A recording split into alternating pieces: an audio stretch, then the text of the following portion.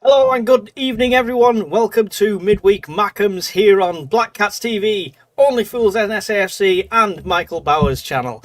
There we go.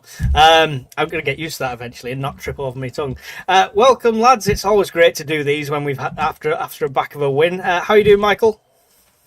I'm not doing too badly. How are you getting on?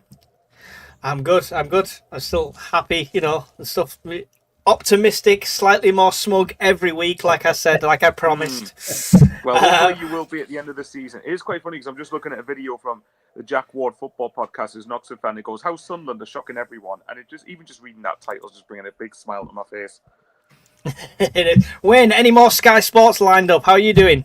No, I think I've been bombed out. I think I must have been that's who I've been sacked off. But no, nothing this week. Too realistic. You didn't weren't ambitious enough, Wayne.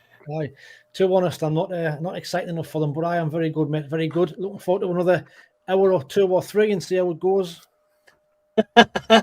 Last time you had to go to bed, it went on that long. You just heard us three talking and Wayne snoring. Just go and rewatch it and tune in and listen. Conrad, my co-host at Black Cats TV. How are you doing, Conrad?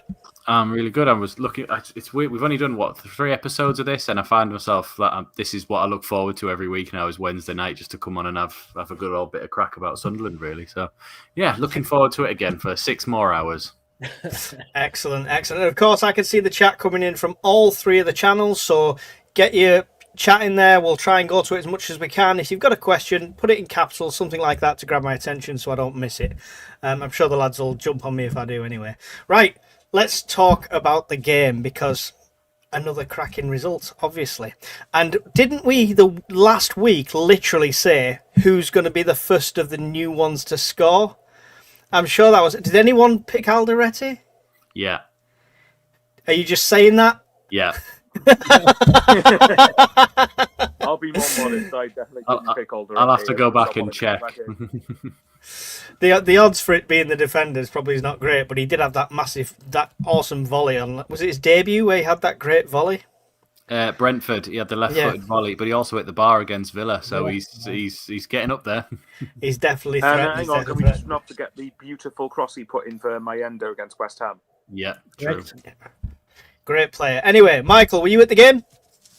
Yes, I was. I was at the game. It was How was the first half for you? Sorry? How was the first half for you? It panned out largely as I kind of expected it would. It was a kind of a lot of it was basically just we were kind of happy to sit off Forest to an extent. We were quite aggressive actually when Forest got into our final third. Don't know how different it came across on the TV, but that's how it came across to me in the stadium. But I think we missed a decent chance in the first couple of minutes. I think, is it Wilson Isidore? It's not like a clear cut chance or anything like that, but it's still a pretty... It was his classic turn snapshot that he just manages usually to sneak in, doesn't it? Yeah, pretty much. But yeah, we defended fairly well. Although I would say this, man. I think Forest's wingers are class. Forest wingers are really good. I remember it was Damandoy. No, I was going to Damandoy. How you say it? Not the one that used to play for us. A different Damandoy. But the one he basically had Hume's life repeatedly, and it wasn't that I thought Hume played poorly either. I think he was just very, very good. If I had one negative from the first half, just to get it out of the way, I didn't think Masuaku was very good defensively. I thought he was very... I thought he was beaten far too easily on a few occasions. But going forward, I can sort of see where West Ham fans were coming from, where if that's anything to go by, he's a bit suspect defensively, but going forward, he can actually offer a fair bit. So, but look, in general, we contained Forest reasonably well. And then obviously, got to talk about the goal. The dinked ball from Xhaka is just amazing. And it's not even just the experience that we've signed him for. He's now got, I think, 3 assists now already in 6 games. Which just says back to back, because it was his assists last week as well, wasn't it? There's only one player in the league who's got more assists than him, and it's Diouf at West Ham, who's got 4. There's loads of people on 3. People like Grealish and someone else. Doku has got 3 as well, but it's Xhaka. Yeah, well, I think it's not bad company to be in, is it? But yeah, I think, so what his assists now have pretty much earned us about 7 points, because he got the match-winning assist for Isidore against Brentford, then the match-drawing assist last week, which felt like a win with 10 men against Villa, and then obviously this week. So, he's put in so many ways. He's been absolutely vital. But you got to remember, obviously, Alderete makes a good run. completely unmarked, by the way, from Forest's point of view. That's terrible defending from Forest. If that was us who conceded that, I would have been tearing my hair out. But it's not us. It was Forest who defended like that. And of course, when Alderetti's ball kind of went in, it bounced in the away end. It felt like it bounced in super slow motion. And it felt like that on the TV as well. Yeah, but were you guys like literally just went like this? Yeah. Oh, yeah, it was gone. Delayed reaction. It was a delayed reaction by about 2 seconds. We didn't, because we saw it hit the net and we thought, we can't have scored, surely. Oh, wait, we have. They're running off celebrating. Get in. So, yeah, that's literally kind of how it felt like. And for the rest of the game, going forward, we didn't really do very much, I don't think. I think, obviously, we didn't really have another great chance, what I can remember, until the last 5-10 minutes of the game when Forest were coming on to us, which we'll talk about the second half later, I'm sure. But, yeah, I mean, first half was kind of what I expected, but obviously I was buzzing that we went into halftime with the lead. Yeah. Excellent. And Wayne, were you there as well? No, I wasn't there, no. You watch it on the telly? I certainly did. Did you have the same experience as me? Like Michael's saying, this wasn't just a live experience because Conrad snips up like my reactions and puts them on our shorts. And I watched it back and I'm like, he scored. Why aren't you reacting? Now you're reacting. Alderetti's already off, pointing at his arm. Like all the players are walking back to the start. And Mike's like, "Get in, get in." Was that Conrad just WhatsApping you? Was that Conrad just WhatsApping you during it? And just going, "We scored. We scored. Why are you reacting? You're a bit delayed." Right, I got it spoiled because I've got the club's notifications on Twitter, so we got a free kick, and then they just put Omar Alderete, and I went, well, he's either done something here or something. Always turn notification off. And then he peeled to the back post, and I was like, all right, well, doesn't matter then. So your thoughts on the first half, Wayne? The official stats, they doubled the amount of shots we had. They doubled the amount of shots on target we had. 65% possession over our 35. Nearly doubled our amount of passes and 90% pass accuracy to our 81. If you're a Forest fan, you feel robbed, right? Not really. Possession doesn't win you games. We found that out plenty of times, haven't we? I thought, like Michael says, the first 5-10 minutes, I thought we were really good. I thought we pressing them. Isadore's chance was unlucky, went through the defender's legs. But after that, Forest kind of upped the game, didn't they? But I must say, I thought the referee had a really, really good first half. A couple of times that they had dived. I think McAtee dived early on, and I think Endoy dived as well against Trey Hume. And where the goal came from, I think referee got it spot on. We'll probably talk about it a little bit later, but I just thought referee was good. Nipped in the bud. I've got a still where it shows you Hume's actually turning round and running back towards the halfway line as Milenkovic has actually gone down on the floor. That's how late he was. There was a few like that. There was a few. They were very easy to fall over, weren't they? I mean, they really were soft. But I agree with Michael about Masuaku. I thought he was poor. Defensively, really poor. I've spoken to a few West Ham fans and they said he's like, that's really good going forward, but he's defensively really, really bad. And he got caught out, hence the reason why he got booked. Player was going to go past him. But for all they had the possession in the first half, they didn't really hurt us. They didn't get their first shot on target until 67 minutes. So, like I said, possession doesn't win you games. 67 minutes? That was their first shot on target, wow. 67 minutes. It didn't feel like it in the ground. Even though they looked like they had us all over and they were dominating the ball, they didn't really do that much and just credit our defence, really. I thought Trey Hume had a bit of an off first half as well, if I'm honest. I don't think he was at his best. I thought Endoy kind of had him on toast a couple of times down at left-hand side. But I was just so pleased to get in a 1-0 against a runner player. Hume also nearly gave them an opportunity for an equaliser. I think, was that the second half, though? Yeah, second half. I mean, just because you mentioned Hume, that was shocking. That was a shocking moment from him. For someone that's trying to challenge to be in a very competitive squad at the moment. Well, this is it. Might punish him. You can't afford to be making mistakes like that, like especially now when you've got competition. So when our Regis Lebris is ruthless and you will be out the side. Yeah. Speaking of that, Conrad, I want to know what you thought of the first half, and I also want to know, should we drop Isidore now? He didn't score. I actually. So I'll start on Isidore because you've rattled my cage already. Right. No, I actually thought Isidore, he was a handful. He had that snapshot in the first 5 minutes, and I thought, good, if we keep playing like this, he'll get chances. Obviously, it didn't turn out that way, and Forest really upped their game, and we we sort of struggled to get an attacking foothold going in that first half. But Isidore's defensive duties as well in the first half and the second half really helped the team out as well. There was a couple of times where he was the one who was doing the clearance, or even the one that just sort of won the second ball for us just to get it a bit further away for us. So I still think he massively contributed in that game. And I think you saw the fact that normally when a striker's playing for us and they haven't done anything, Labrie normally takes them off at about 60, 65. I think he stayed on all the way until the 86th this time, because I think he was contributing well enough to the side. So I thought, he's doing all right, and I still would probably have him leading the line against Man United this weekend. The other part of it was, Hume had a few dodgy moments, and Masuaku wasn't great. I think the thing that on the eye test of Masuaku, he doesn't look as urgent as the other defenders do, if you know what I mean. And so you can see the passion in Alderete and Mukiele and Hume and Xhaka and all of them, that intensity within them to be really good for the team. And Masuaku felt a bit casual, a bit sort of like, oh yeah, just simple ball here, just knock it there. Do you think he just doesn't get the club yet?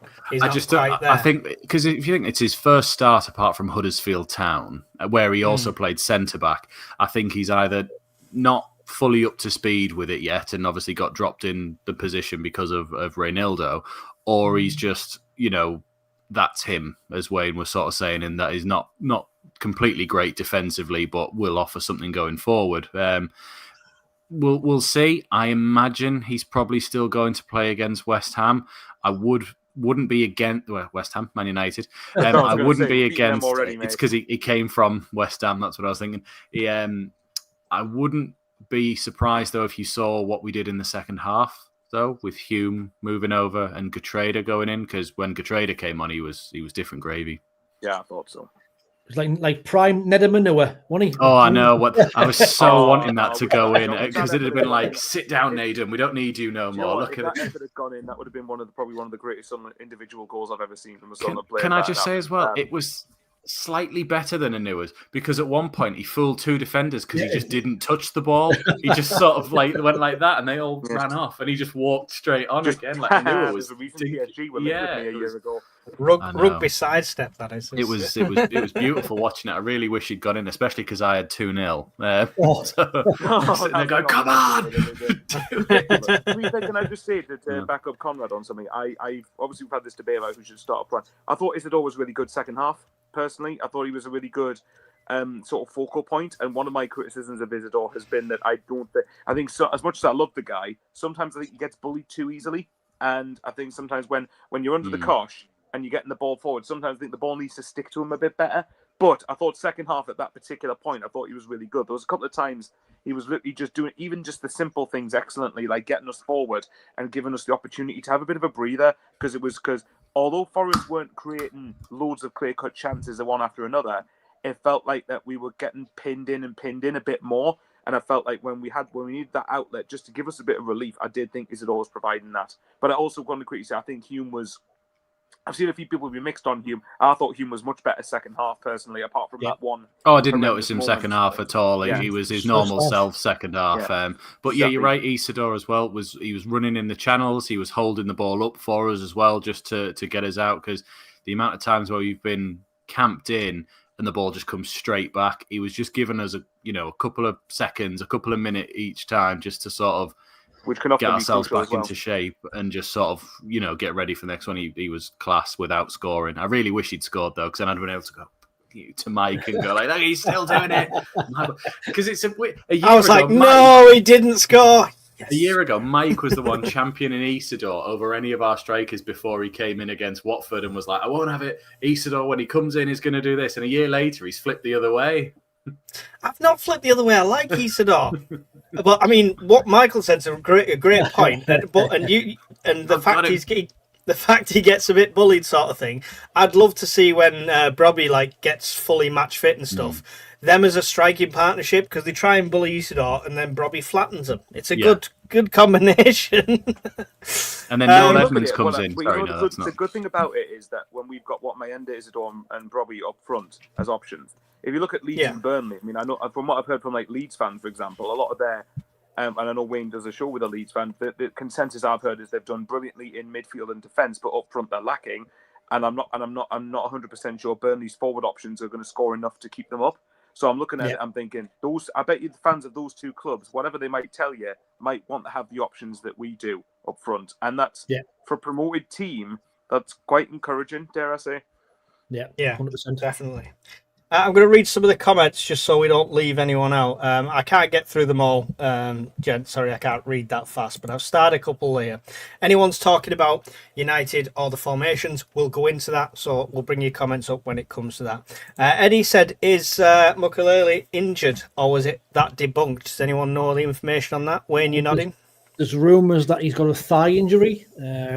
Against rumours, but it seems to have been all over social media last couple of days that he's picked up an injury in training. So, I mean, if he is out, it will be a blow. But we've got Big Dan Ball that'll slot straight into there. So I'm not too concerned. But obviously, I'd much rather he was playing at the weekend because he will be a miss. But I've heard he potentially could be missing on Saturday. Right. SJ kind of follows that up with the club can keep transfers under wraps when it comes to injuries. They're like a sieve.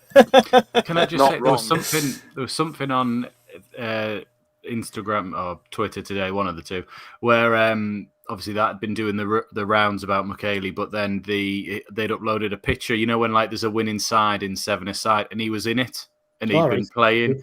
But I don't know if that's a picture from the other day. I don't know if that, is from there. But I think even someone commented, it might have been Siddiqui, going, "Aren't you meant to be injured?" So I'm not too sure.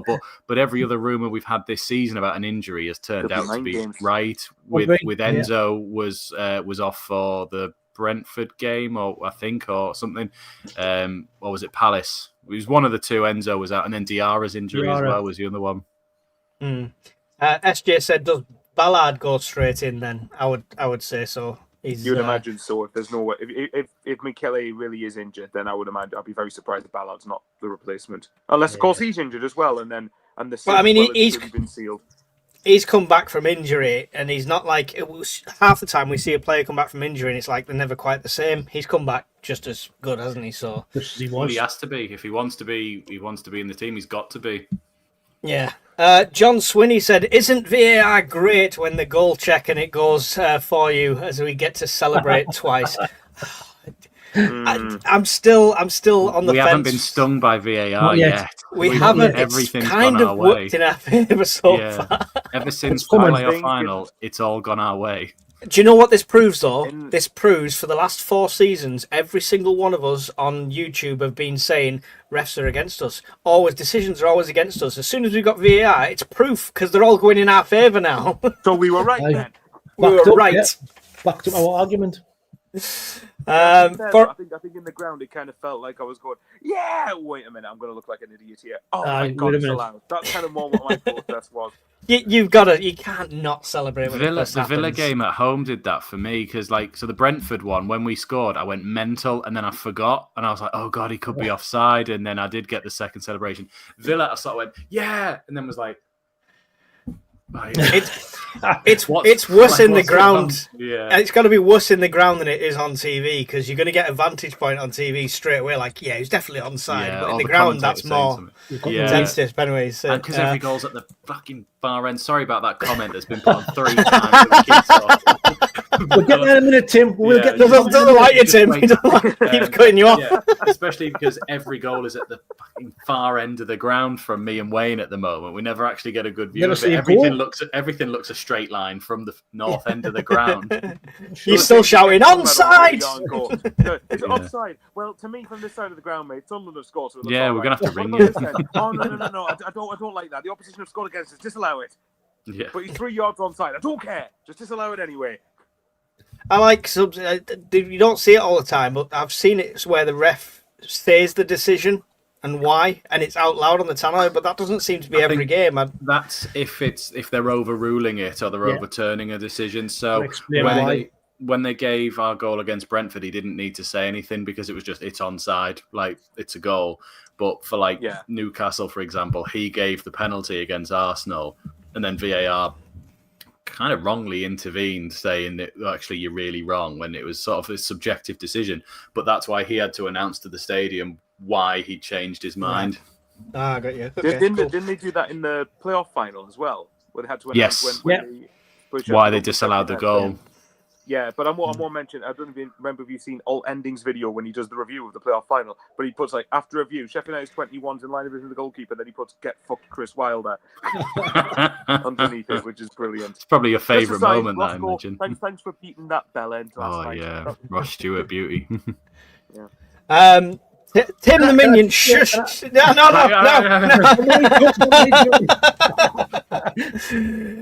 This best be the greatest comment ever now, Tim. Pressure's on you, mate. Forrest didn't have a shot on target until 68th minute. Yeah, we said that. Thought Sadiqi's yellow was soft as well. What do we think of that? I can't made a noise win. I'll go to you.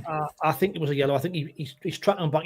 It's one of them where as soon as you put your arm on the shoulder, pull them down, it's a yellow card. The player's gone away from him. It's just the rules. I thought it was stupid. He went down a bit easy as we've just been saying, but the rules of the game, it's a yellow card. He pulls him back, so it's.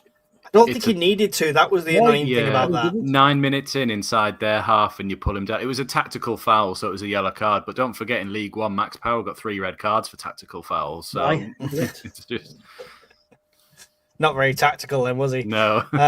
He did boot them in the face while doing it. No, we're not doing your comment again, mate. No, sorry. Tim just says, let's hit the likes. I'll do that one. That's fine. There you go. Thank you, Tim, even though Conrad keeps cutting you off at every opportunity. Emma's in the house, says, evening, guys. Patrick says, hi, guys. Hi, Michael. I saw you in the Nest Bar.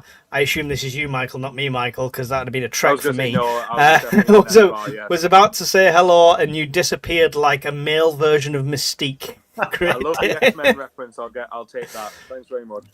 Andy has the cosplay for the same thing, so he's, you know. He looks good in a blue leotard. You've not lived till you see Bowers as Mystique. Yeah. Tune in next week. Yeah. Tune in next week. Should we do that for Halloween? Fancy dress. Surely fancy dress for Halloween. Fancy dress. That sounds like a good shout. Put Sunderland shirt on your costume as well. Thumbs up or thumbs down if we should do a fancy dress for Halloween in the chat.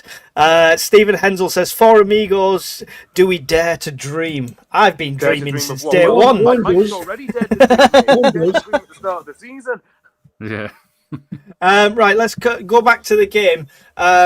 So, I mean, open question. Anyone jump in? Did we miss Reinildo? I think so. I think especially first half. I think when we changed the second half, when we put Trey Hume and Talby on the left hand side, and then we brought Trude on and Bert and Traore, I thought we looked much better. I was really impressed with Traore, but I think we did miss Reinildo. I think he's just a better player than Masuaku. We need to be fair. So, in my opinion, I think we did miss him. Yeah, is that two game ban, isn't it? He's on 3. Is it 3? Violent 3, conduct. but he served one of them already, so has he missed? Yeah, wasn't violent. He was just saving. He was just trying to balance him with his. Studs. We've done this. I'm not going to do it again. Yeah, we'll just say that if Mike was so right and it wasn't a red card, then I'm glad the ban got overturned. Oh wait. Yeah. Well, you know, I don't work for the club. What can I say? You should have been their advocate. I should have been.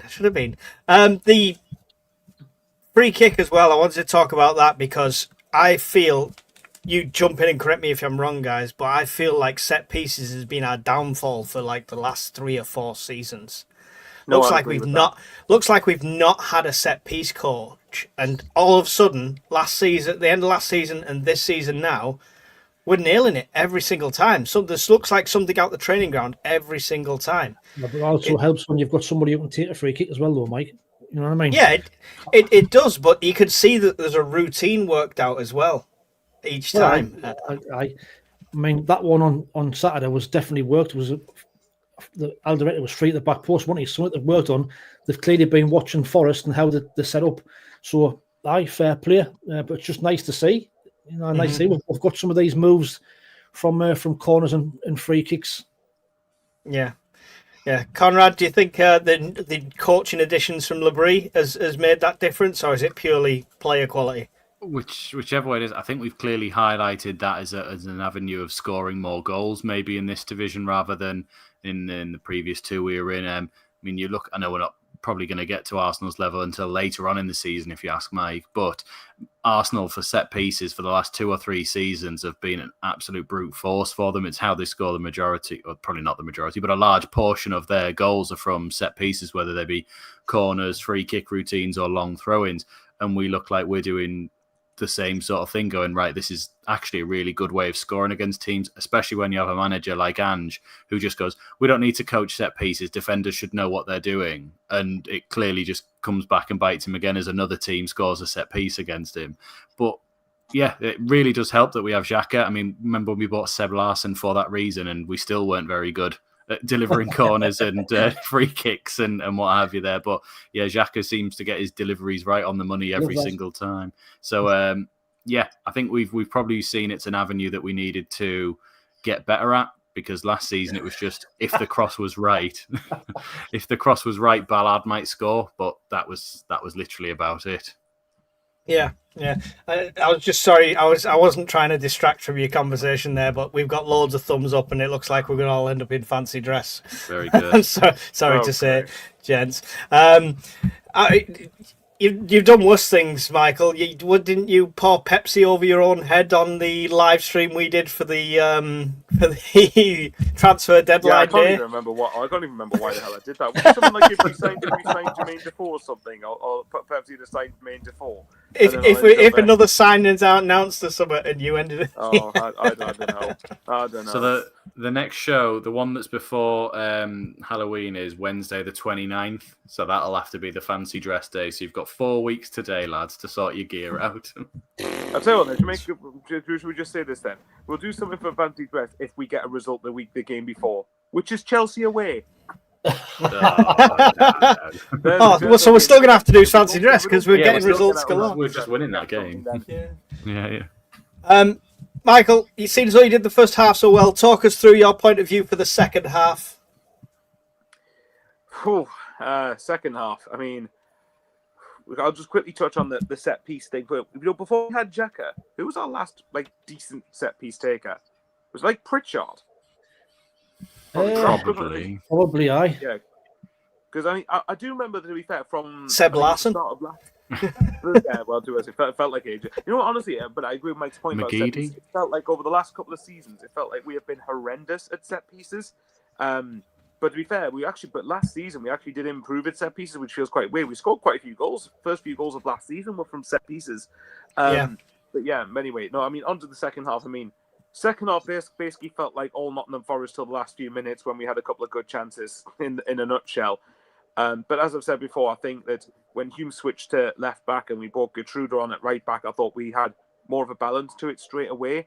And I was quite happy that Lebris was able to adapt as well and just change the shape and bringing Ballard on when you had Ballard, Michele and Alderete as a back three, because you could tell that they were just crossing and passing it around us. And obviously they started Chris Wood, so when you're up against someone like that, not the fact he's also the ex-Newcastle striker, which of course is the norm, that anyone who's ex-Newcastle, yeah, exactly. Sorry. He looks like Gary Wackett aged badly.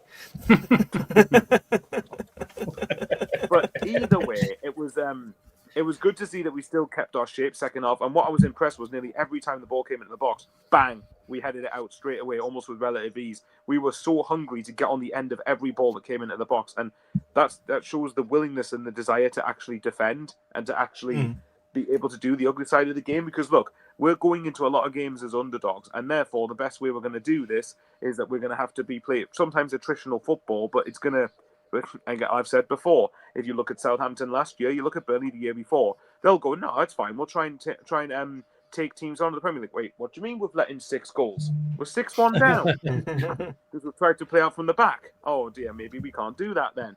Not yet, anyway. Until we get to the point where Mike's right and we're going to be in Europe, then maybe we can get away with it.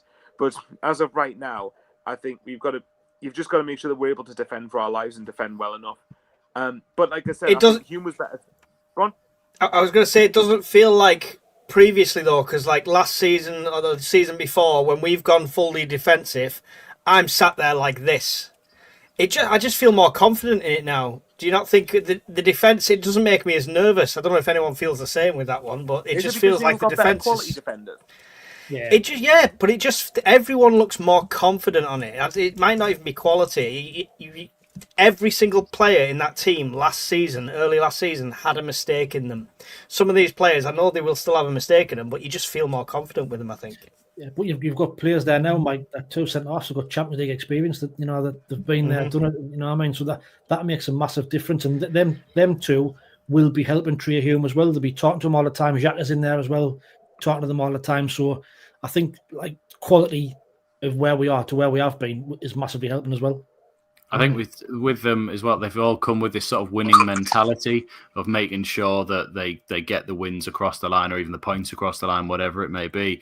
So in previous years, even if we look back into like our Premier League years before, and you're sitting there going like O'Shea and Cuellar to sort of like hold on to a lead with like Manone at the back, and you're sitting there going, well, they are decent and they're all right, but they're not brilliant or anything, and that's where your doubts start to come in. Then you think, oh god, Manone's dropped a bollock before, and O'Shea's not the quickest anymore, and you start to sort of pick out their weaknesses, where so far it might be because we haven't seen any weaknesses from them. You know, Ranildo, the only weakness we've seen is he's a bit rash when someone bumped into him, and so apart from that, he's been absolute quality. But the rest of them were a bit like, yeah, exactly. But the rest of them were a bit like, well, we haven't seen anything you've done wrong yet, so we're in full trust of you. There's still the nervousness of like, so when that ball got whipped in and Wood was free for a header, if you'd have just paused it there and said, will he score here? Yeah, I was like, oh, it's 1-1. Like it's they've done it. But I'd have said that about 4 of the chances that we had against Crystal Palace, where Roofs was just like, nope, not today, son. And he did it again. We're probably going to come on to Roofs again, but he did it again.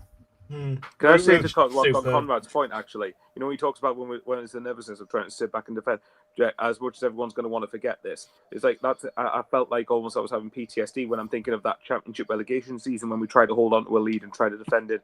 When you've got what was the centre backs then? Mark Wilson, a 39-year-old John O'Shea, and then you had Lee Camp behind them in goal, and I'm like, oh my god, Donald Love, Clark Salter-Harris getting a red card after 30 minutes in every game. Mike's face says it all there. Mike's face just like John. I love John O'Shea. I love John O'Shea, but if Lee Camp is behind the best footballers in the world, they'd still be nervous and let things through. Yeah, look. It's a problem when you sign in a goalkeeper and he's 4'8". I don't get how that man was a jumps 3'5". Yeah, he does the Ballard fold, but trying to save things. Do you know the phrase where people look like the competition winners? Lee Camp literally looked like a competition winner. It's like I just don't get it.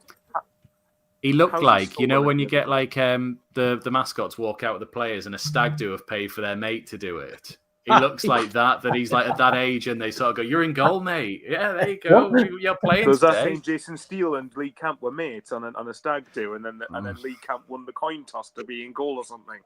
It was just an awful year. That season, I just try and delete from my memory. It was horrible. Yeah. But you are right. Could be worse. Could be Steele. Yeah, well, I think Steele was much of a much, if you ask me. Steele was better than Camp, and I don't think it's even close for me, even though I still think Steele was shit. Do you remember Steele's handball at QPR when he was about 5 meters outside of his box and went, ugh, and it was like, what are you doing? Like, the only Camp I could respond is remember Lee Camp, anytime a shot comes remotely at him, even if it's tame. Because Jason Steele was awful. Sorry, it's my fault for getting under this conversation. Jason Steele was awful, but there was at least 1 or 2 games where he wasn't atrocious, whereas I cannot remember a single game in Lee Camp when he was better than a 1 out of 10. This is the difference when your team is looking at quality clubs and abroad for players instead of going to the local Lucasade 5-a-side thing, picking keepers. Lee Camp would be brilliant in 7-a-side nets. Yeah. Mike, you probably wouldn't. How dare you insult 5-a-side and 7-a-side goalkeepers by implying they're in the same ballpark as Lee Camp? That is insulting to part-time goalies. Although he did play like he'd had a skinful the night before as well, in the fact that he couldn't see anything coming towards him. We've had some quality, but this could be a special where we just talk about our lovely misfits from yesteryear. Awful history, yeah. That would be 4 hours. Yeah. Actually, no, I can think of one positive for Lee Camp. He didn't play in the relegation game against Burton. That's it. 1 plus point. Yeah, you know what? being serious though, I think that if you look at the quality you've got now, because the balance is we've got McKelly, obviously who's played Champions League, Alderete, who I'm amazed that nobody's picked these players up before. I'm absolutely astonished that not one scout or recruitment system has scouted these and thought, we can get them for that price. They might be worth going for in the Premier League. No, it's all right. But their loss is our gain. So for me, but the big thing is they're still up against really quality players. So we obviously had to upgrade the quality in order to remotely have a chance. But apart from the Chris Wood header, which I agree with Conrad, I think he should have buried it the other way around. But did they create anything massive? Like as in one where I mean, every time, even the times where they did get past our defence, Robin Roofs was there anyway. So I think we mostly kept them at arm's length pretty well, I thought. Yeah, and that's not easy, by the way, because they're a very good team. Yeah, well, definitely. Just to finish this game off and start coming on to your questions, guys. The only last two I thought Gertrude and Traore coming on made a massive difference, and they were both hungry. I quite liked the look of Traore. He didn't do all that much, but he looked. I hesitate to say this after having Rusin, who runs around with lots of energy and does goal, but he looked like a decent player. What's your 2 cents on that, Conrad? He came in and I think he knew straight away your defensive duties are what we're going to need you for in this sort of second half, and if you can get out and run, then do so. But there was a chance where I think he did run with someone and they got in front of him and he just slowed up straight away because he knew I need to be back in position here. This is gone, rather than exhausting myself. So he seemed very switched on to either his instructions or knowing that what position we were in. And that was what I was saying about Masuaku before, that like if this guy got it after like 5-6 minutes of being on, of like, this is where the team's at and this is how I need to be. That was what was disappointing about Masuaku earlier on. Yeah. Wayne, what do you think of him, Traore? Looks good, doesn't he? Looks a class act. I mean, wasn't it a little bit of a cameo when he came on where he like chipped the ball over somebody's head and then like ran onto it? That was just brilliant, and that's what you want to see. But I also thought, like Conrad said there, his track and back was really good. I mean, they had brought Hudson-Odoi on, and he didn't really do much when he came on. That's because Gertrude and him were kind of kept them both quiet on that right-hand side. So positive signs, and I think as we move on through the season, I think Gertrude and Traore will probably be starters, I think, with shifting across to that left-hand side. Yeah, correct me if I'm wrong. It was Traore that was kind of in a battle when Gertrude picked it up and did that run, right? Yeah. So it was like them two combining for that moment as well. So that was really good. What do you think of Traore there, Michael? I think it wasn't the type of game that his attacking qualities were going to be on display as much, but I felt he was. But again, similar to Isidore, but in a kind of a different way. I thought he was really good at getting us sort of up the pitch, just sort of like sometimes just even slowing the game down enough to allow us to get out a bit more and to try and push Forest on the back foot. So I think it's. I mean, and obviously, as I said earlier, when I've said in previous streams, I believe that I think signing Traore is kind of like a punt, really. It's like a £2.5 million punt that we've got really nothing to lose on it. In that, if it doesn't work out, it doesn't cost us the world, and if it works out, then great. He's helped us stay in the Premier League, which banks probably another 100-odd million, or depending on where we finish. So, but yeah, for Saturday, I thought he did. I didn't think he did outstanding, but I didn't think he did anything memorable. But that's from an attacking point of view. But that's because this game didn't facilitate it as much. But I thought he was very effective, brilliantly effective in just doing the simple things that helped us get over the line. Yeah. So, difficult moment. I want man of the match. Obviously, you've got Alderete's wonder goal. You've got Roofs, who's just been on fire completely. You've got Xhaka with the awesome assist. So many to choose from. I've already decided mine. Go on then, Michael. You can go first. Man of the match. In case the other two want a bit more thinking time. Xhaka for me. Xhaka. I think Xhaka's. When we're talking about experience, I've said before that it's quality experience, and you can tell Xhaka's got that in abundance. He knew when to get in front of his man. He knew when to shield the ball. He knew when to go down. He knew how to keep things ticking over just to stop us getting overran. I think you can. That for me has been Xhaka's best game since he signed for us. And I think that's difficult, by the way, because in most of our good games, he's been essential. I think he was a big reason why we got a point against Villa with 10 men. And I think he was a huge, if not bigger, reason why we got a win on Saturday, because it's just that level of experience. And that's why I said the moment we signed him was the moment I felt we would stay up. And obviously, touch wood, we don't lose him for a long period of time, because this is just the Sunderland way, isn't it? But yeah, I think providing we avoid injury with him, and providing we keep him fit, I think we'll be more than fine. Even when we have a bad slump, but I think we will stay up. But he was a big reason. His experience was a big reason why we've got the points in the last couple of games. Not going to have a bad slump. We're only going to drop one position by the end of the season. I told you 6. Why don't none of you listen to me? Wayne, who's your man of the match? Yeah, I agree with Michael. I think Xhaka was immense, and our Roos would be a close second. But just to echo what Michael's been saying there, I think just the quality that he's just got that experience. He's levels above, and like you say, he's got a calm head. And for people who said that his legs have gone and he's washed up, and he's 33, just turned 33. He's played the full 90 every game so far, and he's just tremendous. You never lose that passing ability. Scholes at his age now can still pass on to a dime. You never lose that. Just the passing, no, mate. It's just every time there's a stoppage, he's got them all together. He's got them in a huddle. He's telling them what to do on the ball. He's pointing people, telling them where to run. Yeah. He's just got it all. And it's not until you see a player in the flesh how good they really are. I mean, he was a good player when he was at Arsenal, but honestly, when you see him live, what a player. Yeah, and it's all the stuff he does for the team as well. Like he can tell he picks them all up, sort of thing. Did you see the clip, the club release? Yourself that he's playing. You've got to think to yourself that he's playing for us, which I just can't believe we. But I've said we're massive, so why not? Yeah, there we go. I always said it. Did you see anyone see the clip with the club had put out the FIFA cards? Yep. And Xhaka came in and goes, "I've got better, but my pace has gone down. How's this work?" Got better, but I'm slower. Isidore wasn't happy, was he? No. I love all those reactions to their FIFA cards, because they're all no player goes, "Oh, it's really good." All of them goes, awful. Yeah. And even their mates go, "That is shocking for you." Like they're all, no one likes them. Every one of them pointed to Isidore Mienda, said they should be higher, didn't they? Yeah. So, who's your man of the match, Conrad? Isidore. No, sorry. I mean, I love affair with Isidore. Isidore fanboy. Yeah, you can't look much further than Xhaka, really, just for, again, his organisation and his assist as well, and just every moment of that game, he's just guiding people through. There was a post-match interview with Rig where he was talking about how Nordy and Xhaka were just talking him through the whole game, because I actually thought, Rig, actually, first 10 minutes, I thought maybe you're not quite there yet, but then he just seemed to suddenly click in, and I forgot he was even there, in a good way, of like, you didn't notice that he was sort of there. And he said after the game, it's because Xhaka was telling me where to be, Nordy was telling me where to move as well for the passes, and it was a bit like that. It made sense. You could see that there. But to be different, I will go Alderete, just because I thought he was an absolute wall at the back. He really was. Like, I don't think anything got past him down his side, and if it did come in from the other side, he was the one heading it away. And of course, he scored. And he flattened one of their players when he jumped up for a header towards the end of the second half.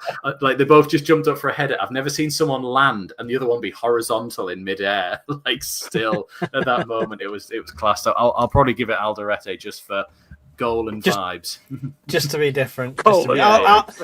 Just so we've got all three of the best players covered, I'll go Roos, because he didn't have to make spectacular save, and he really did bail Hume out from that moment. So I mean, and as well, he made up for the Villa error as well. I mean, it hasn't affected his confidence, has it really? I mean, like you say, he was class winning on Saturday. So coming out for all crosses that were coming in that were within his area, and I don't think he lost a single one. He's coming out punching and everything, isn't he?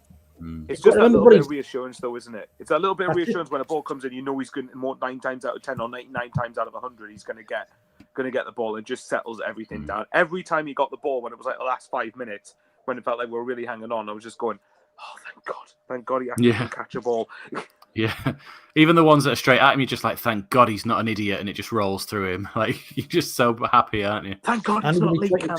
He's only 22-year-old now, so you know what I mean. He's massive as well. If I forget every time I got the grant, he's absolutely huge. Like, he's a really tall guy. Sorry, I just like Jimmy's point there. Xhaka is very good at talking to the ref and puts doubts in their head. He's like a prime Roy Keane. I would say it's like, was it like John Terry where they used to say he knew the ref's name and he knew their kids' names and stuff. So when they would come in, he'd be like, "Oh, you're right. How are the kids? How's the what?" And he'd like name drop them just so that they would be like, the ref was like, "Oh, he's all right, John Terry," and maybe be favourable on a decision. So it might be something like that. You could do it the same way with Robbie, but he could just go, "I know where you live." Yeah. Have you seen my thighs? No. I've started a few comments. James Bowen said, international break after United, isn't it? Yes, it is. We will be doing a Q&A for that one as well during that break. We'll do one of these where you guys can submit your questions on whatever channel you're watching now. We'll all put a post out at some point and you can add your questions and we'll do a full Q&A session. Yeah, I bet one of the questions will be when we do it is, when will Michael, Wayne, and Conrad start believing, Mike, that we are going for Europe instead of to avoid relegation? The last day of the season. And that'll be submitted by Mike. Yeah, probably. No, United 4 out of the weekend. Yeah, he'll put something like, "Do you guys? When are you guys going to admit Mike knows ball?" Well, listen, I'm told you every single week I'm going to get slightly more smug, so it's fine. Okay, it's then fine. we'll just say that Dan Neil will Sorry, I'm just laughing at... will qualify us for Europe. I'm just laughing at John Swinney. He just put that's because JT was after their missuses. Chris Carter Jackson says 3-5-2 versus Man United with two wing backs of Hume and Talby. So we'll talk about that formation soon, but thank you for that input. Scrappy Dog says Ahmad on Saturday for United. Doesn't play. I don't want to see it. He doesn't play. He comes on and scores 6 own goals. Yeah, I'll take that. Beanburger Man, did any of you think that at the start of the season we'd be going up against Man United and being the favourites to win? He did add a caviat saying not officially favourites, but I was about to say the way we're playing at the moment. Favourites in eyes of Man United fans, probably. Yeah. 5-1 to win it on Saturday. I'm like that. If you're a betting person, that's an absolutely unbelievable price. But I still wouldn't be backing us at 5-1 to win at Man United. It doesn't matter how bad they're playing. Our record is terrible at Man United and against Man United. Obviously, they were a fantastic team between the 90s and like 2014, of course. But the thing for me is, if you get anything on Saturday, it's a good result as far as I'm concerned. Exactly. 3 points, that's what we're getting. Question, which Man United will cause the most problems at Old Trafford? Man United are great at causing themselves problems at Old Trafford at the moment. I was going to say. I think Ruben Amorim's causing them the most problems at the moment. Leighton Mills said, did they create much? Our man Roos had to make 3 superb saves from good chances. Yeah, that's why he's got my man of the match. What did you think of Pantilimon, the goalkeeper? I liked Pantilimon, right? And I thought we sold him at the weirdest time. Yeah, but he made the most saves in the league, and then we sold him in that window. Because he didn't want to be second fiddle or like rotating in and out, did he? So he was a bit, and then Pickford was coming into the starting lot, so he didn't want to be like a rotating third keeper. There's something good with set pieces, though, having a 12.5-foot keeper, that can just pick it out the air. Mike, we've got that in Robin Roofs, we're fine. He's not 12.5 foot, but he can jump that far. It's fine. How wonderful is it that we can say 2.5 million is a punt nowadays? Yeah. It is nice. It's much nicer than it's been in the past. Last two. Question, why aren't we now favourites to go down? 11 points in 6 games. Because clearly we're awesome. I mean, there's no question there. Do you think Man United will be after Reggie Labrie? I'm laughing, but I really hope not. Hands off. Can I just comment to anyone who's watched Hot Fuzz, just do the clip of Simon Pegg going, jog on. Yeah. When we were mentioning Xhaka being the man of the match, loads of people were saying that he'd be a great manager. So that'd be an interesting succession story, wouldn't it? Right. Wayne, do you have a question for us? I do. So, this one's a bit random. So, the highest ever points total for a newly promoted team in the Premier League is 77 points. Do you know who got them? I want to say Ipswich, probably, but it probably wasn't. No, it was 2 teams. So Forest were one of them in 94-95, and the black and white shite with the other team in 1993-94. 77 points. There was more games then, though, wasn't there? Yes. Yeah. Do you think, Mike, and all your answer already, do you think we can get anywhere near that this season? I mean, 77 points. 77 points. Where did that get you? Where did that get you last season? Where did I'll you look finish? that up while you have a think. Have a look up there. Well, I mean, I'm standing by my theory that we're going to be 10th by January, 6th by the end of the season. That's the prediction I've gone with. Points wise, I think it's very real. It's possible. It's possible. It'd be nice to do one extra point than what they did. The other team 77 in the Northeast. Yeah. gets you second by 3 points. Possibly. Yeah. It would genuinely be an amazing season, and every week we're doing this, we'll all be going. But I'm standing by my predictions. I don't know. I wouldn't like to say how many points we're going to get, but yeah, there would have to be a lot of 1-0 backs to the wall wins for something like that for me. Not against it. You know what though? Like, can you imagine like what it will be like? I know it's pie in the sky, but the fan base and everybody on these and like us, if we do Leicester, can you imagine what the atmosphere will be like in like the city? Will be absolutely unbelievable. I put a tenner on it. My atmosphere is going to be awesome. They've learned their lesson of giving you 5,000 to 1. Yeah. But yeah, so no, it's it's possible. Everything's possible in this game. We've seen that. I mean, look at this weekend's results alone. Now, the start of the weekend what was the results? Was it United lost? Obviously, Chelsea lost as well, I believe. No, look at Palace. Palace beat Liverpool.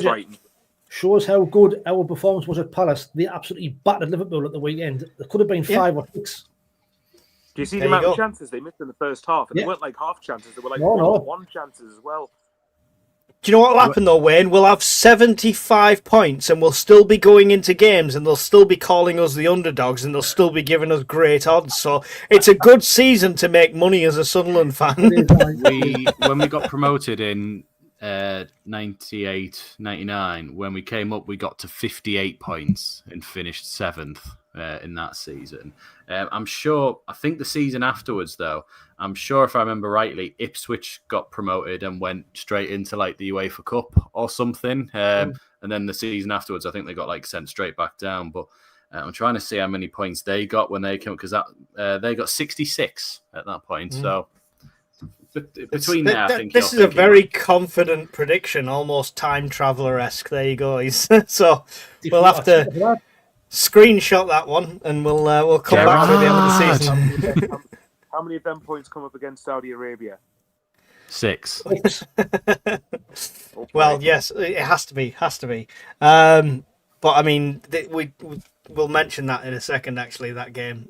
But yeah, sorry, Wayne, it was your question. So do you want to carry on to the others? I think the thing with the 77 seems a bit too far for me, especially considering, like I said before, I think there was more games when those two were promoted. That 22 teams in the league, so I think was that 4 more games. 4 more games, right. Yeah.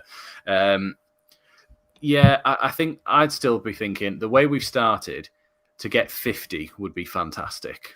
Like, and that's not even considering positions or, anything like that. And I don't think it's beyond the realms of possibility, considering we've only got 39 to go with 32 games still to play for those points as well.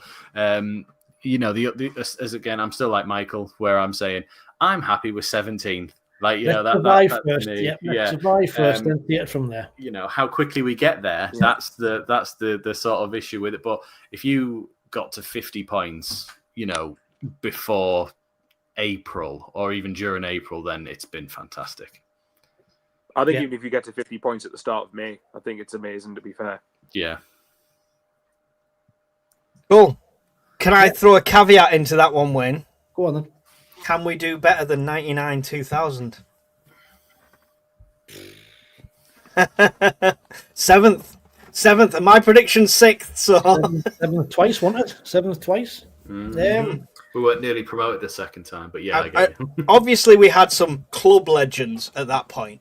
But if you look at the caliber of the whole squad there, but if you look at the caliber of the squad and the value of the squad in comparison to other teams at the time, we weren't in as good a position as we are now. I get what you're saying, but we've also got, in my opinion, if we keep on going, some future legends in the side now. Anyway, Definitely, if these keep performing the way they're performing, every one of them, Alderete, McQualia, they're all future legends. If they do finish 6 or 7, like what you say they're going to do, there will be legends.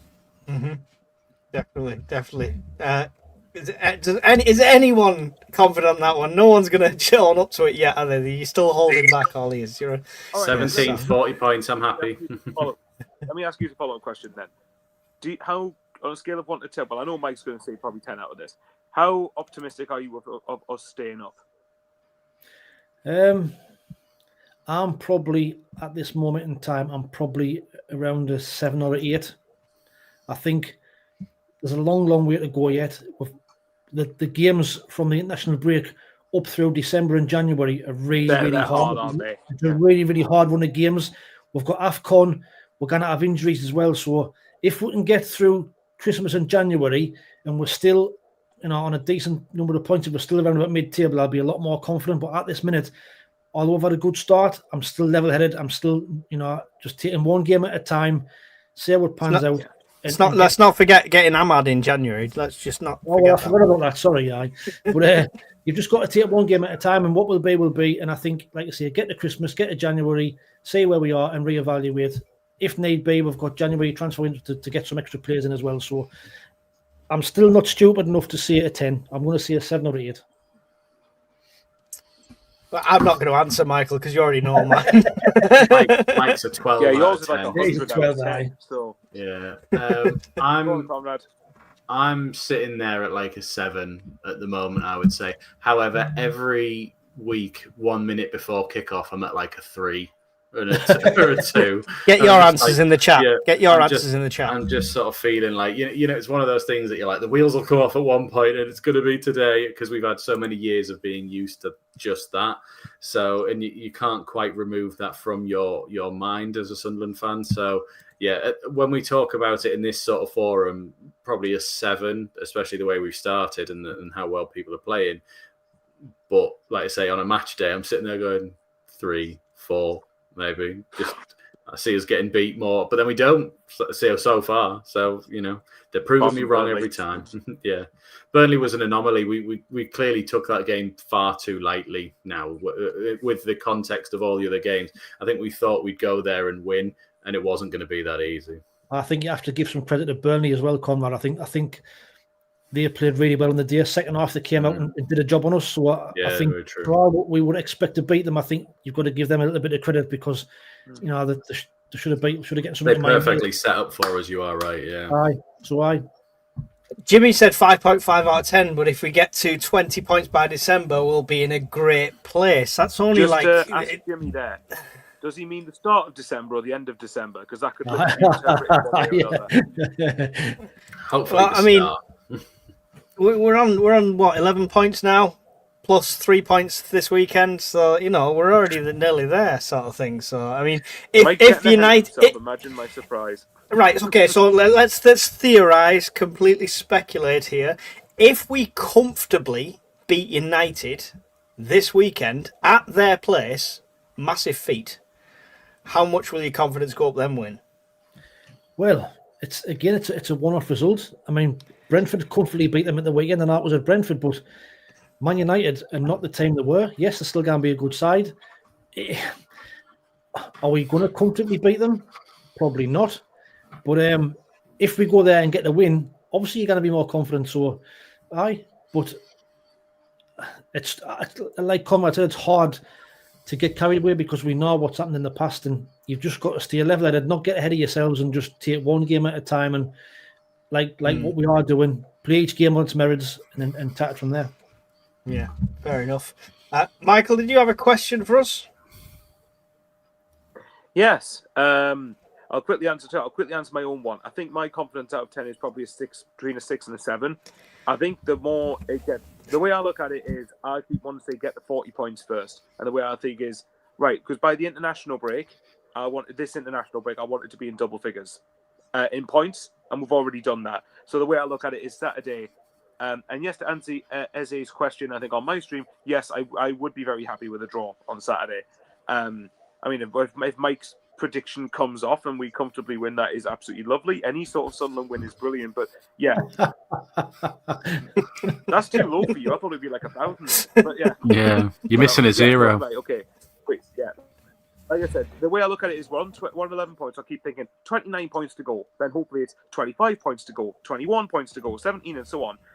But yeah, my question is, and I'm aware that nothing's done yet. It's still 32 games. But do you think I think Sunderland haven't got enough credit for getting the points that we have done, because apparently our start's been easy, even though I think that's a load of bullshit. Because if you're looking at just each game, okay, Brentford. How did Man U and Chelsea get on again against them, remember? Oh, yeah. Well, West Ham's an easy game. Oh, well, Forest and Everton beat them at home, right? Oh, wait, they didn't.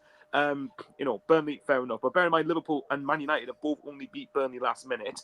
And then the last three in particular, I don't buy that they've been easy games at all. Palace should speak for itself. Villa, I know a lot of people say, yeah, but Villa started poorly. Have you seen their squad? Have you seen Villa's squad and the quality it's got? And let's not forget, there was a slight caveat of having 10 men for an hour of the game, by the way. And then Nottingham Forest away, which is not an easy game, despite the Ange ball effect. I just don't. The question is, do you think we deserve more credit for the start we've had, irrespective of the opposition? Because we haven't played the elite sides yet, obviously, but we don't control the fixture list. So, for me, I think we do deserve enormous credit for it, especially after how difficult the last three games have been. Getting 4 points away at Palace and Forest, and a point with Villa against 10 men. Sorry, against Villa with 10 men.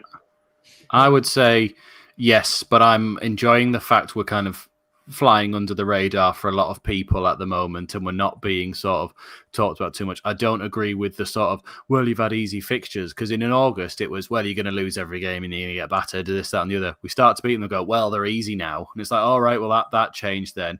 And now we're doing this. It's like, oh, well, there's always a reason you've beaten somebody else. And it's just, people are so determined to see, especially other sides, or rival sides, are so determined to see us failing that there's always a sort of reason that it isn't going the way they said it would go, and there's something about it that. Whereas I do kind of agree with the point. I think we've been very, I want to say lucky, but I'm going to put that into context of, we seem to be playing everybody at the perfect time. So West Ham weren't great at the end of last season, and we got them on the opening day while they're still not really happy with Potter, and we took advantage of it.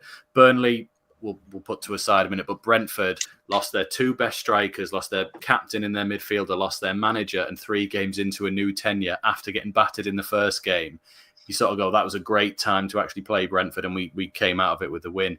Villa are having their worst start since probably Gerrard was in charge all those years ago. Palace, we can't really say we played them at a great time. They've been great all the way through it, and we showed that our capabilities as well. Yeah, exactly. But Forest, in a transition of a manager, by the way. Yeah, absolutely. We then go to Forest, and you go, they're transitioning from a counter-attacking manager who'd done so well for them to a manager that wants to play free-flowing football, and we were playing them in their second or third game of that transition, and they just played in Europe.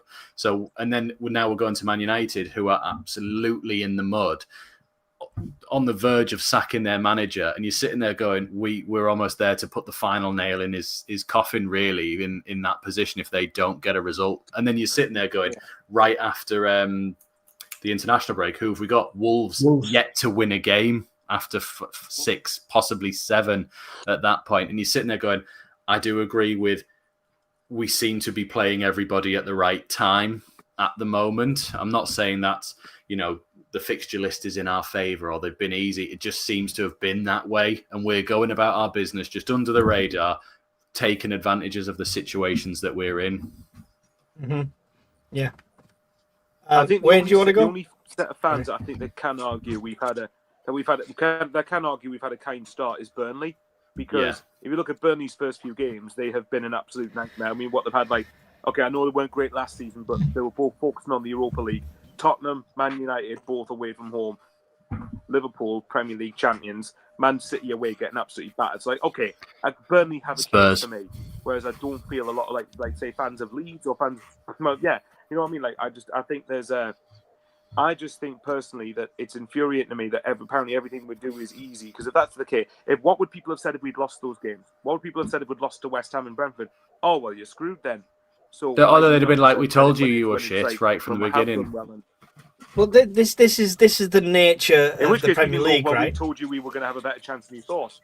Yeah, this is the nature of the Premier League. Before we've gone up, before we've played a single game, everyone's going, "Oh well, yeah, the 3 teams that come up just go straight back down again. Oh, the 3 teams are always going to go straight back down, and that's what's going to happen." If we beat Man United, they'll say what you guys have just said. It's not the same Man United as it used to be. If we beat anybody, there'll be an excuse. There is something. I mean, when say Palace beating Liverpool and stuff like that, it's so unpredictable, this league, but there'll always be an excuse. And I don't know who we'd have to beat to stop that doubt. I have no idea.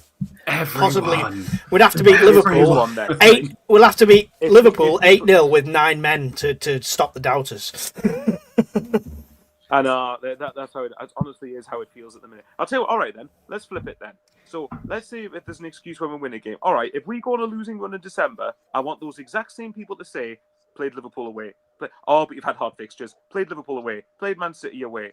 Played Saudi Arabia at home. Then played Brighton away. Played Man City at home. Whatever else it is. All right then, let's see if they're consistent with their narrative.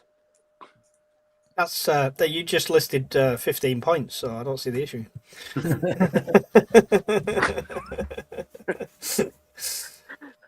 Wayne, what do you think, Wayne? Well, me personally, I couldn't give a shit what anybody thinks outside of us. To be fair, yes, we're probably. Can you say that on your Leeds podcast next time? Yeah. I mean, puts 9 men out of in Leeds United from a and also ask why Granite Xhaka's not in your combined team, by the way. Yeah, get in the bin.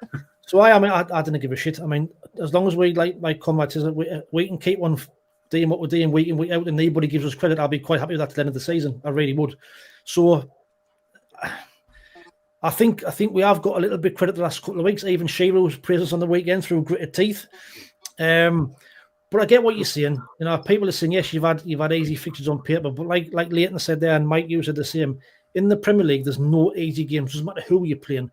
We've played established sides apart from Burnley, who were newly promoted with us. So to even get any results at this stage of the season would be a bonus. I get where we are at the minute. We're kind of an unknown quantity. After Christmas, it'll be a different scenario when teams know how we play, and they might work us out a little bit differently. But from now to Christmas, let's just, what's the saying, make here while the sun shines, and get as many points on the board and keep going on the radar. And like I say, if people want to give us credit, fair enough. If they don't, then that's up to them. But when we start going into games as favourites is probably where we'll start struggling.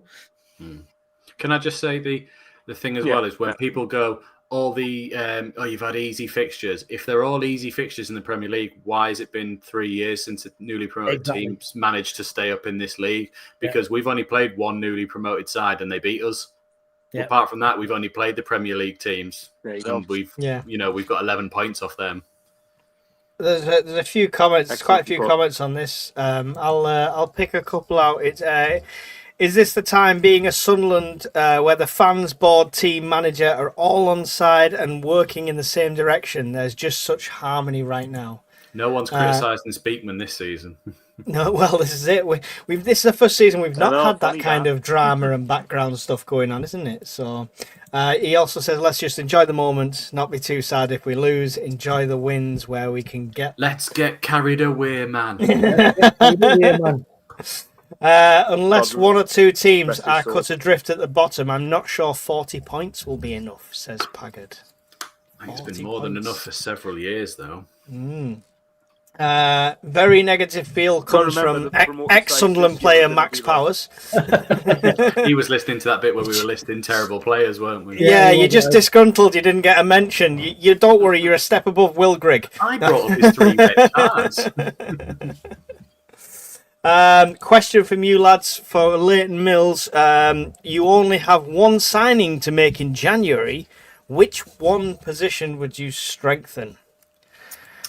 I think we did this a couple of weeks back. We did this a couple of weeks back, didn't we? I think on the first show. I think I said a sort of goal-scoring winger. I think that was the one thing we tried to get in the summer. That there was that player that we did sign, and then he tried to mess about with his contract, and we told him to sod off basically, and then we got Traore in at the end. So I think a proper sort of goal scoring winger, I think, is what we were missing at the moment. Wayne, Poor. difficult call at this time of the season, This isn't moment it? in time, difficult. I mean, if anywhere, from what I've seen at the moment, our weakest link would probably be at left back, because I'm not convinced on Reinaldo defensively or Masuato defensively. So maybe a more defensive-minded left back, Possibly. Bowers? possibly. All I'll say is I'll quote Patrick's chat on my chat. Ahmad, the end. Goal scoring winger, that's what Conrad said. There you go. There you Bang! go. I mean, Remember that, lads? Just on January on the table. listen, difficult to call. If Isidor's still not scoring by then we'll need another striker. Roby will be scoring by then, woman. I just delete these 3 goals in 6 games from my mind. He's never scored. No, genuinely, it's so difficult to call. If it right now, because it's so difficult to call, and I think we're really good as we are, I'd literally just say a centre back purely based on squad depth and injuries. And we've seen all of our centre backs are physical players. None of them are avoiding a tackle. So I'm expecting some injuries, and I'd hate to get down to the point where we're using the youth team. So yeah, I'd probably just shore up the defense.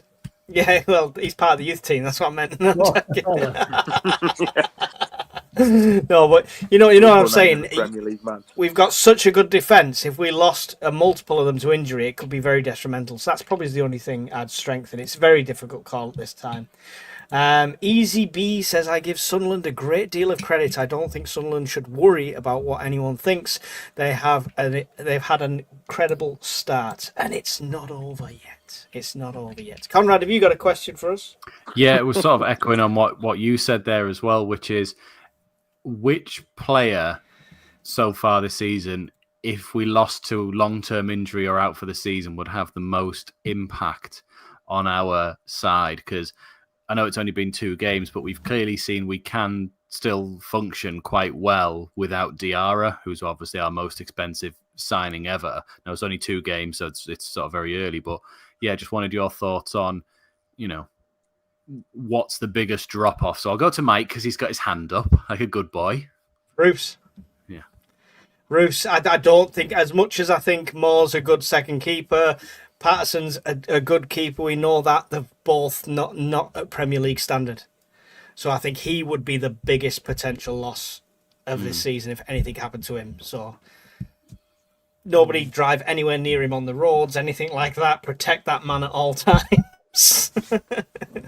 Yeah, I think Xhaka is the obvious one, and Xhaka, you lose Xhaka, then you massively. You've got Dan Neil. Well, like I said, if you lose Xhaka, you massively weakened. I mean, yes, Roofs, I can say Roofs. I don't think Patterson is good enough, but I just think overall on the team, Xhaka would be the biggest loss. It's just an obvious one for me that would miss Xhaka immensely if he wasn't in the team. Mason agrees with you. Dan Whitfield agrees with us both. Can I throw in Siddiqui as well? Right, I just think the way he goes about just winning that ball back for us and being an absolute terrier and energy in that midfield is something that if it had been him that was injured instead Diarra, I think we'd notice that a lot more, that the ball wasn't being won back by us as quickly without him. But that's just my one as well. But I agree with Roos, the way he comes out and just gathers the ball, as we said earlier on, or comes and claims crosses, or even, the saves he makes, or just reassuring the defence as well, it's a massive drop-off to then put Patterson in, who's still a great shot stopper. But the thing we said last season was he didn't come out and command his area, which is the opposite of Roofs. But then, as Wayne says, you drop Xhaka. The drop-off from Xhaka is Dan Neil at the moment in defensive midfield, and that is just a completely different... That's a different Sunderland who don't get an equaliser against Villa and probably don't score against Nottingham Forest. And, it looks different. And I mean, maybe Gertrude has played a couple of games in midfield for us as coming on, so maybe he would slot in as CDM. I know Diarra can play CDM as well, but it's still a massive drop off from Xhaka. But I had to throw Siddiqui in there. But what does Bowers think? He thinks he needs new internet. I think that for me it would be the obvious one, which is Xhaka. I think that Xhaka, yeah. But I was going to say, I think Xhaka for me would be the big one because it's not just for the assists that he's got; it's the experience and the quality level of it that I mentioned before. And I think if you're going to have Xhaka missing from that, you miss a massive component of what the midfield is. I like Conrad's shout of Siddiqui mind. I think Siddiqui, as Tam's Siddiqui is just integral to the way we play. But with Xhaka, I think if you take Xhaka out of it, I think you'll notice how much you miss him.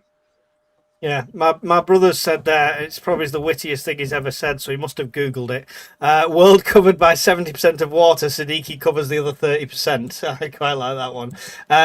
John Dubaloo says, sorry, Wayne, but I think your Ronaldo's red card has coloured your judgment. I still love him, John. I still love Ronaldo. I agree with what you're saying, but I just think it might have coloured my judgment. However, he's missing 3 games, and if he's going to do that regular, he's not. For me, he's not worth having in the squad. You know, I mean, yes, it was a one-off, but he's 31-year-old. He should know better, and he didn't. So I hope it's just a one-off, and he comes back on the side, and he is better than ever. But we'll see. Got away with it against Brentford when he gave that penalty away as well. Yeah, been great. He's been playing absolutely great, but he has had 2 mistakes in him. Thankfully, one didn't cost. Well, neither of them cost us in the end, but we probably could have won that Villa game with a full 11. There you go. Has that everyone answered your question there? Yeah. I think it's just yours left, isn't it? I don't have one. I'm not. Oh, right. Well, let's get some comments before it starts getting light. Oh, yeah, I can't say my questions because you all just roll your eyes because of how optimistic I am about the club. When will we be hearing the Champions League thing at the Stadium of Light? So this is my question, genuinely, because we've mentioned signings, and I know it's a long way off. We spent the most we've seen in a long time, right? But we're still the second lowest squad value in the Premier League. How much more do you think we would invest? And do you expect a flurry in January, regardless of injuries or which position you like think? Do you expect to see another flurry of signings in January or a very quiet January transfer window? No, I think we've got the players that we want to that we identified. I think we're going to settle the squad. I think unless we've got a massive injuries come January, I don't think. We might not even sign anybody, to be fair. Might get a couple of players on loan, maybe.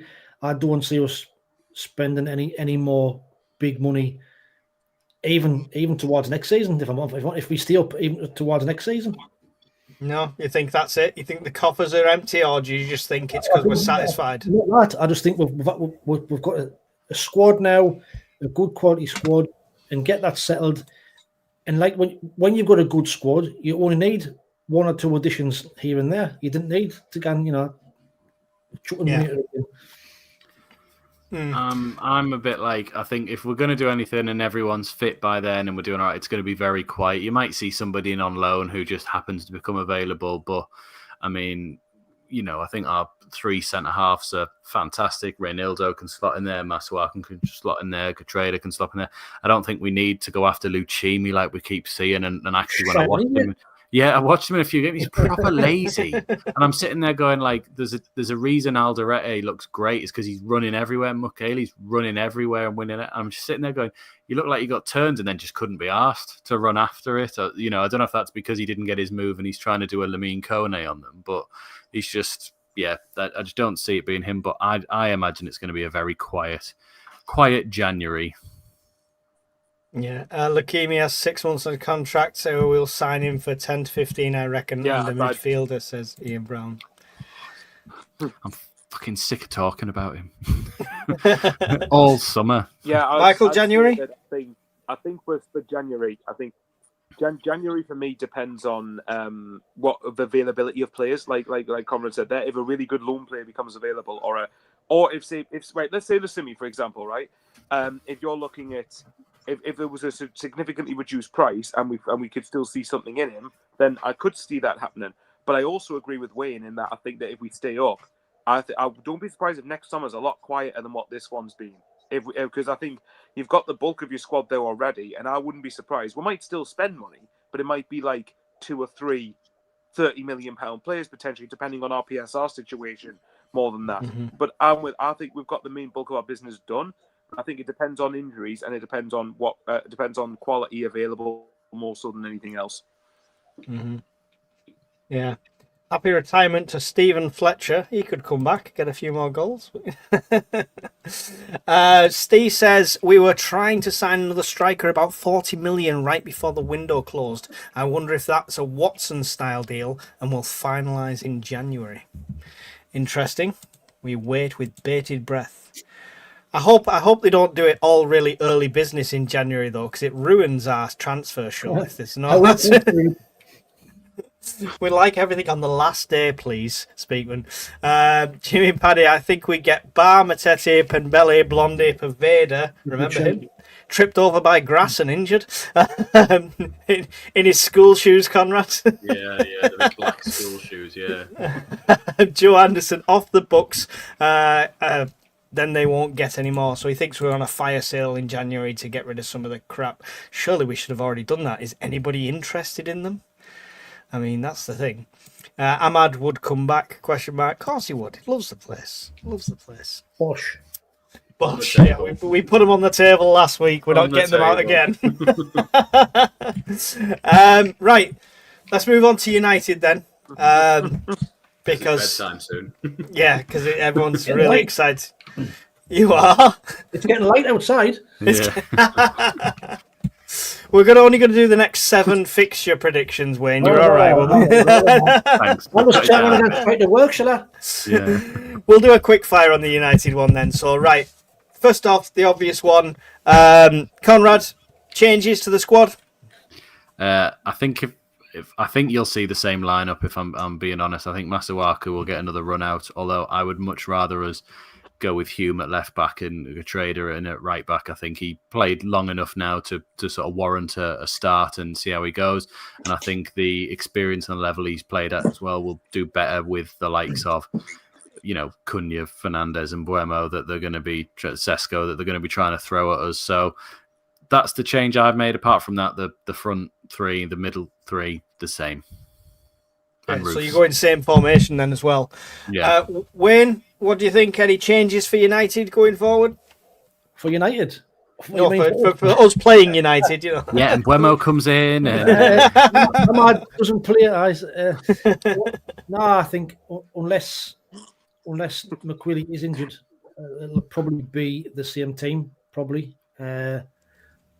I'm with Conrad. I'd like to see Trey Hume switch across there, and I'd like to see Trudeau come in, but I don't think he'll do that. I worry about Masuaku defensively. I really do, but like I say, it might just because he hasn't played a lot of games recently, he might get better with games and with minutes. So, like I say on that one, but no, I don't think there'll be too many changes, if any, if McQuilly's fit. Cool, Michael. Any changes against United? I would probably say that I was going to say I think I would probably want to see Hume left back and get through the right back as well, just because, like the same with what Wayne said, I think Masuaku did. If as far as anything to go by, Masuaku did concern me defensively, and if you're putting him up against Buemo, I am worried. Put it that way. So I think that and obviously United, for all that their problems are, they do have a lot of attacking quality. Apparently, that the issue is Man United have missed quite a few chances. It's defensively where they're vulnerable. So I think, but at the same time, I think it'd be nice to set up a system that you're going to be solid first and foremost, but you also want to cause them problems. Bear in mind the pressure they're going to be under to win this game. So that could play into our hands potentially. So, but yeah, I would say put Hume left back and Gertrude coming in for Masuaku, but obviously Gertrude goes right back. Other than that, it's probably going to be the same lineup as far as I would reckon. Yeah, I tend to agree with you all. Don't jump on me, Conrad. I'd like to see Mayenda Oh, Broby get a start, right? I like Isidore, but he doesn't need 90 minutes. He can come on with he can come on with 20 to 30 minutes to go and cause real problems because they won't know how to deal with him. So if you start with Mayenda, giving you that pace and that attacking them turns and that option, then bring Isidore on afterwards, I think it could still be a winner. I'm not undermining Isidore at all. I just want to see Mayenda get some starting time. I'm gonna bite, even though I know I shouldn't. I don't want to where I am. Yeah. Can I ask who recorded the fastest speed last season as a striker for us? It doesn't matter. Isidore against Hull when he ran the length of the pitch. Yes, that one time. That one time. It was great. It was wonderful. Faster than Mayenda. we don't deliver deliver the same sort of balls for him. That's the problem. I think the bigger pitch at Old Trafford and the way he was playing against Forest is going to suit Isidore down to the ground on if you look at the last two goals they've conceded, Amarin's got to play in a high line, a ball over the top, catch them out. Honestly, I think we'll have a field here. We haven't even mentioned the fact that Man United play two in the middle and refuse to change, and we've got a three in the middle, and that's exactly what everyone who's got anything against Man United this season has done, is overrun them in the midfield, and we might drop into, instead of it being 4-3-3, you might see it being almost a 5 in the middle, and then someone bursting out to help with the striker there. So I agree with you with the ball over the top, but Isidore doesn't play off the last man to do that run. That's the issue. That's why I think Mayenda does that better than him. The only person to do that with him, when Rigg was on, before he got substituted off, when we went down to 10 men, he plays brilliant with Isidore. They've got that kind of connection, and he puts the right balls through for him. At the moment, every time Isidore gets it, he's having to really... he does well, but he's having to really work. He's having to hold it up or go around somebody. Do you think nobody's getting that over-the-top through ball? Do you think then with how Man United have their issues defensively, that it would be worth starting Mayenda for that very reason, to run them ragged, and then Isidore will have more joy coming off the bench against their defence? That's my case. That is literally what I think. Yeah. So Jimmy also says Mayenda should start. He's more physical than Isidore. Then Isidore coming on with his pace is my ideal plan. There you go. See, Conrad's like slowly. He's on that hook, but he's no fight left in him. Just reel him in. Slowly There's no losing fight. the will There's to no live. fight left What in he's him. doing is Isidore will score the winning goal, but it'll come off the bench after Mayenda's done the work for him to tire them out. And Isidore Exactly, but that's what he does. Who's the top goal scoring striker in the Premier League. Your selling point for Isidore at the start towards the beginning of the season, Conrad, was his minutes to goal ratio. So that's where I think he benefits. 90 minutes he don't need. Bring him on. You know that 5 minutes to goal ratio was 3 games coming off the bench and 3 starts. Yeah, but at the start, the 3 games coming off the bench, he was like, you played like 10 minutes and got a goal sort of thing, you know. The stat I gave you about the points to get included the 6 games he's played so far. It wasn't after the 3 where he was on the bench. But the point is, my point stands. To be honest, they're both good players, but it still should be Isidore. I just think you got it in for Mayenda. Yeah, actually, that'd be better. Play them both. Sod it. I would like to see us start against United the way we finished that game with the 3 centre-backs. I think that would be a really good setup against United, especially if we can make sure whoever starts up front is playing kind of off the last man and we can go for that long ball. You're not allowed to click comments. Don't click it. Shocking. Come on, hey, big man, what's your name? He's great. Isidore hates Sam Fender too. It's just it doesn't rhyme. That's it. Like, for God's sake, we all hate Sam Fender. It seems when you're both wrong and Broby started on Saturday against. That's actually the bit we both agreed on. When the bit we both agreed on the last few weeks is, but when Broby takes over from both of them. Well, he's an unknown quantity still, kind of, isn't he? I know we've seen him play, but we've not seen him at his best. He's clearly not fully match fit yet, so we've no idea how that's going to play out. We might be having to try and find a striker in January, the age-old Sunderland story. Play all 3 of them. Mayenda on the right, Easter on the left, Broby through the middle. Fair enough. So, what else do you say apart from score predictions, right? I mean, there's not much else to talk about than get the team out there and get it done. Gary Hall's comment. That's us. We're on Fergie We've time got it now. The Brie time. Oh, look at that. We could do. Wayne gets grumpy after his bedtime. Sorry, guys. I am. Okay, Wayne. I've got my Horlicks downstairs. Right, we'll come to the end. Get your score prediction now into the chat so we can go through them as well quickly. Michael, score prediction from you. I'll start with Manchester United 1, Sunderland 1. I don't know. I keep going between a draw and a loss, but I'm going to go a draw because I've got the last couple of results right. And if you offer me a point now, I'd be very happy with that going in the international break. Fair enough. Wayne?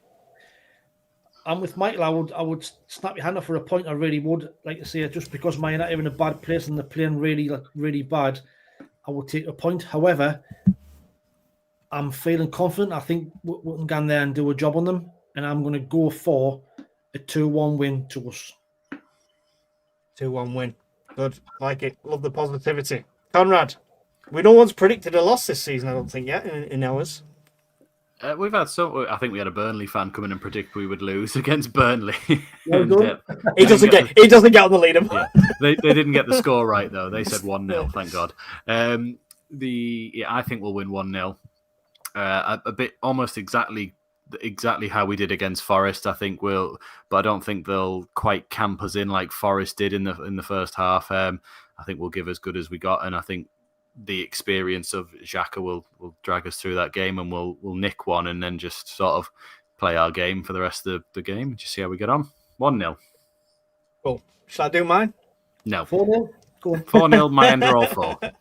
No.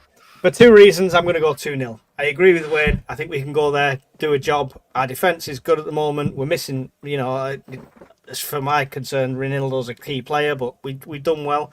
I think we can hold up to them. They're not on great form.